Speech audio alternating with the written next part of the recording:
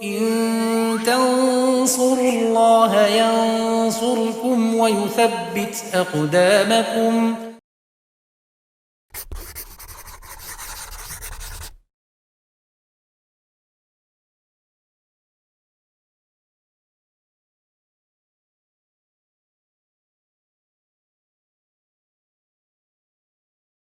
Bismillahirrahmanirrahim. Alhamdulillahirabbil alamin wassalatu wassalamu ala asrofil anbiya wal mursalin wa ala alihi wa sahbihi wa man tabi'ahum isanin ila yaumiddin, amma ba'd. Pemirsa UVT rahimani wa rahimakumullah, kita lanjutkan pelajaran kita masih bersama kitab Al-Muqaddimah Al-Hadramiyah. Pembahasan syarat sah salat yang ke-10 yaitu tidak berbicara. Kita masih membahas masalah-masalah berkaitan dengan bicara di dalam salat. Kita lanjutkan apa yang disampaikan oleh musannif. Beliau Al-Alamah Syekh Abdullah bin Abdurrahman Bafadl rahimahullah mengatakan wala tabtulu bi dzikri wa du'ai bila khitabin. Wala tabtulu itu wala tabtulu shalah, salat tidak batal dengan zikir dan doa. Ya. Bila khitab, tanpa ada khitab, ya. Jadi ini zikir dan doa di dalam salat. Al-zikru wa du'a fis shalah.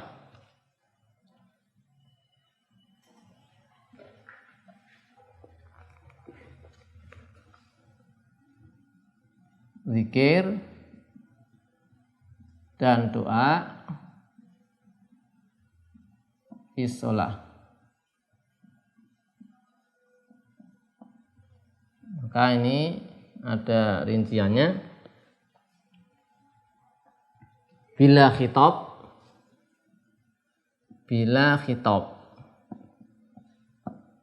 tanpa ada khitab. Khitab itu orang kedua.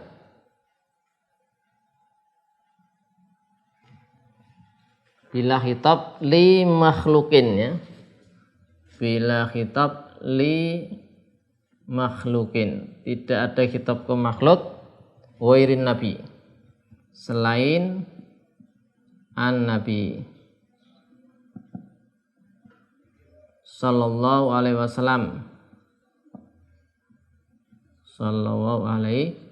wasallam.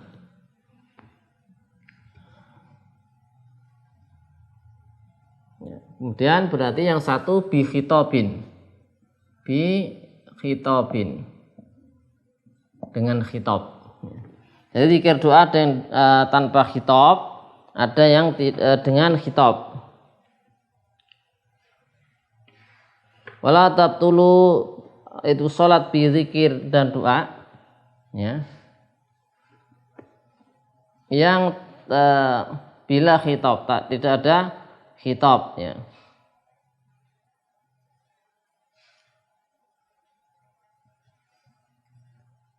Ini tidak batal. Doa itu tidak batal. Doa itu enggak membatalkan sholat, zikir juga tidak membatalkan sholat. Misal nih contohnya, zikir misalnya atau doa. Kalau zikir ya kita banyak ya sudah tahu, misalnya zikir tanpa khitab pada selain Nabi.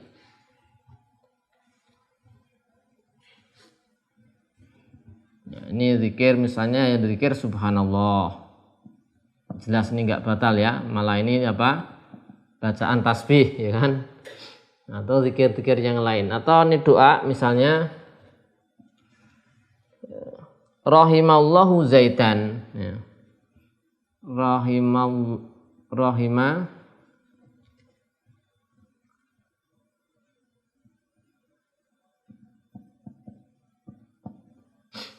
Ini dikatakan contohnya seperti itu, nggak batal ini. Rahimallahu zaidan, semoga Allah merahmati Zaid, karena nggak ada khitabnya. Kalau yang ada khitabnya itu misalnya ya Zaid, nah itu khitab namanya, menyeru, nah ini batal nanti bi khitab.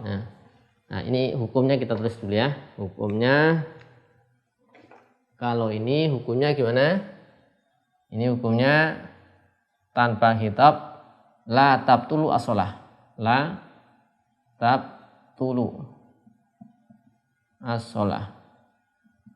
Kalau ini hukumnya tabtulu as-shalah dengan khitab.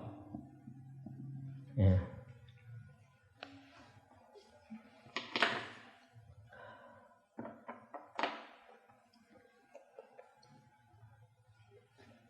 Karena sholat itu tempatnya untuk zikir dan doa. Ya, tapi kalau dengan khitab, nah ini batal. Dengan khitab ini misalnya, khitab itu orang kedua ya. Jadi kalau ada doa, doanya bukan untuk orang kedua, misalnya orang ketiga ya. Rahimallahu Zaidan, ini enggak batal. Karena ini murni doa, enggak batal. Tapi kalau ada khitabnya batal. Khitab itu orang kedua ya. Rahimallahu berarti atau yarhamuhullah ya. Rahimallahu atau yarhamuhullah, yarhamuhullah. Semoga Allah merahmati dia ya. Ya batal. Ini kalau yang ada khitabnya nih misalnya. Misalnya rahimakallah. Rahimakallah. Nah, ini ada kafnya nih loh. Kaf khitab. Semoga Allah merahmatimu, batal. Kalau ada yang mau bersin, sampai kita sholat bersin, alhamdulillah, tahmid, kita ngomong rahimakallah, batal. Karena ada kafnya. Kalau rahimallahu siapa, enggak batal dikatakan. Karena orang ketiga. Atau misalnya waalaikumsalam. Waalaikumsalam.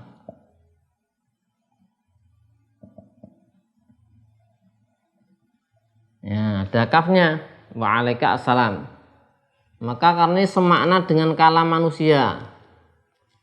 Semakna dengan kalam manusia. Itu rinciannya ya.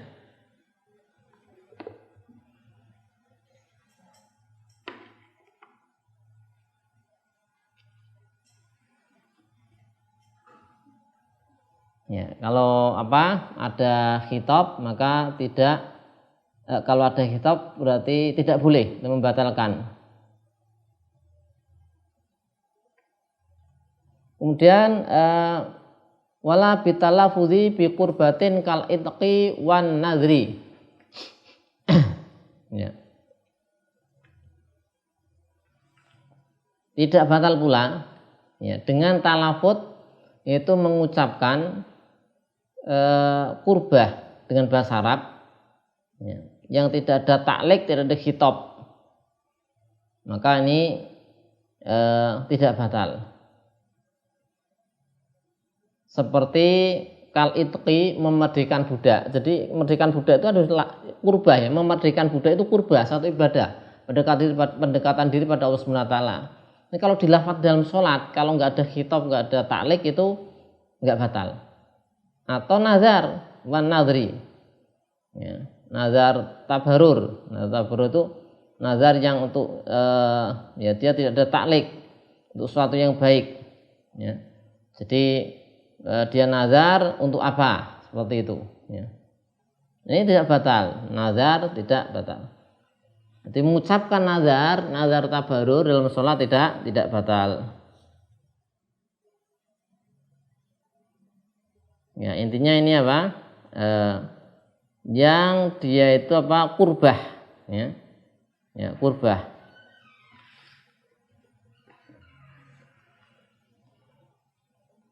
Ya, wala tabtulu shalah bi talafudzi, dengan melafadzkan bi kurbah satu yang kurbah. Lafadz untuk mewujudkan satu ibadah. Ya, seperti pemerdekaan budak, kemudian nazar, enggak batal. Syekh Mustafa di Al-Bugha mengatakan seperti sedekah, wasiat di dalam sholat, itu kurbah itu enggak batal dalam sholat, asalkan tidak ada taklik ya. Tidak ada taklik. Karena ini kurbah itu munajah, dan itu adalah kurbah dan munajah kepada Allah SWT. Maka ini sejenis doa. Sejenis apa? Sejenis doa. Tapi kalau ditaklik batal ya.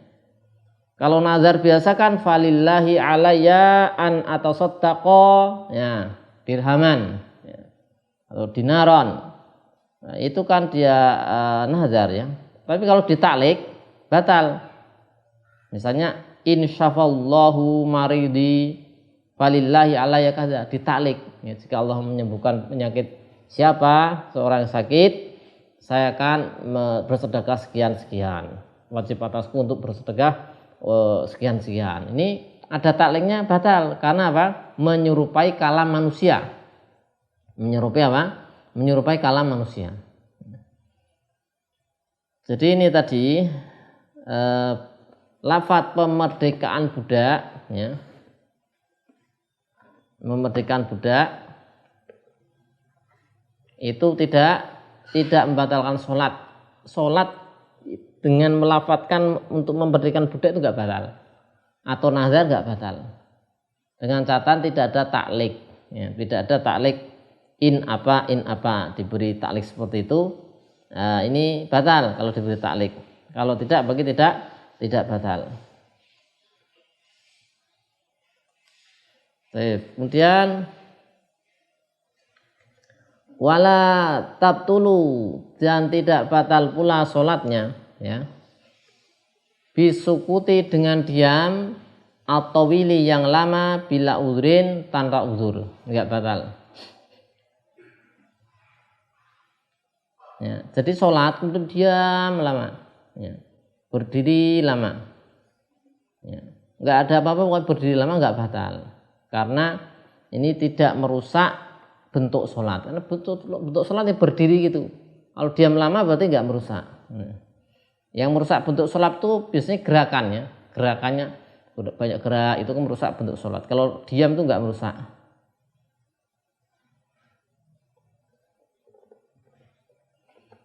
Ya. Wala bisukuti atau wili bila udhrin ya, ini tidak batal sholat dengan sukut tawil, yaitu diam yang lama, sholatnya tidak batal.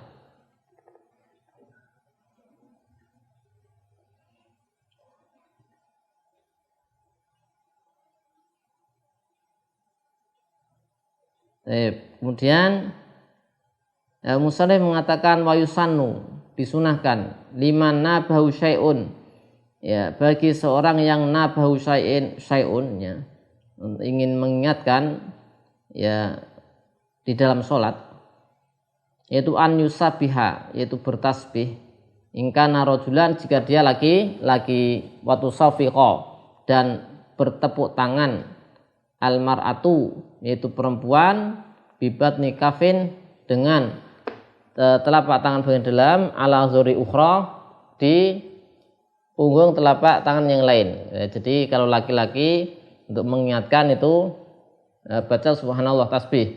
Kalau perempuan bertepuk tangan, tapi tepuk tangannya bukan seperti ini, tepuknya seperti ini. Jadi punggung ini dipukul oleh dalam. Nah, seperti ini.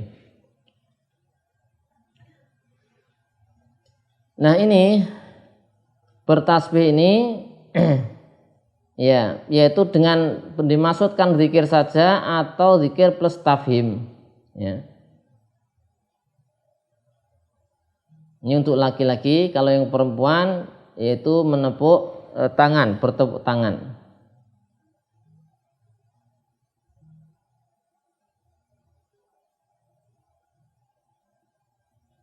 Di Busra Al-Karim disebutkan walau kasura atas fiku watawala abtola sholat, menurut Ibnu Hajar. Jadi kalau tepuk tangannya banyak berturut-turut, menurut Ibnu Hajar batal. Nabi sallallahu alaihi wasallam bersabda innama tasfik linisa ya, tepuk tangan untuk perempuan. Ya, di hadis disebutkan man nabahu syai' fi sholati falyusabbih. Ya, barang siapa ingin mengingatkan sesuatu dalam sholatnya, terjadi sesuatu dalam sholatnya, dia ingin mengingatkan, maka hendaklah dia bertasbih.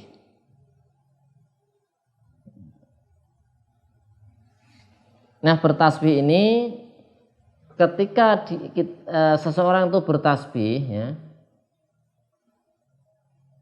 ya, ketika bertasbih mengingatkan tadi ya, ini dia harus niatnya dua. ima dia yaitu memaksudkan, meniatkan untuk mengingatkan saja. Ketika baca tasbih itu meniatkan untuk mengingatkan saja, misalnya mengingatkan imam tadi, atau mengingatkan ini yang harus dilakukan ketika bertasbih, ya, maka zikir saja. Zikir harus meniatkan zikir saja, atau yang kedua zikir plus mengingatkan. Tidak boleh diniatkan mengingatkan saja.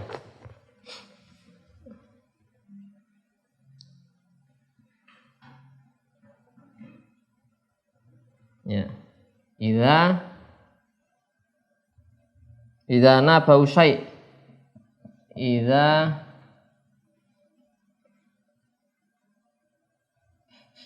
nabahu syai'un. Maka sabaha bertasbih, maka dia qasoda azikr. Jadi harus meniatkan zikir saja, zikir tasbih itu wahdahu atau qasdu tafhim. Tafhim itu mengingatkan, memahamkan, maksudnya mengingatkan wa zikr. Tidak boleh dia tasbih hanya memaksud untuk mengingatkan saja. Tidak bisa seperti itu. Karena nanti bisa membatalkan sholatnya. Jadi agar tidak batal, dia niatkan untuk zikir saja. Subhanallah, niat zikir saja atau zikir plus mengingatkan. Allah a'lam bishawab. Ini yang bisa kita sampaikan. Sudah kita selesaikan, yaitu syarat sah sholat yang ke-10, yaitu tidak berbicara, ya. Masail-masail sudah kita bahas. Pertemuan selanjutnya insyaallah syarat sah sholat yang ke-11, yaitu tidak melakukan gerakan-gerakan yang banyak, insyaallah taala. Shallallahu ala sayyidina Muhammadin wa ala alihi wa sahbihi wasallam walhamdulillahi rabbil alamin.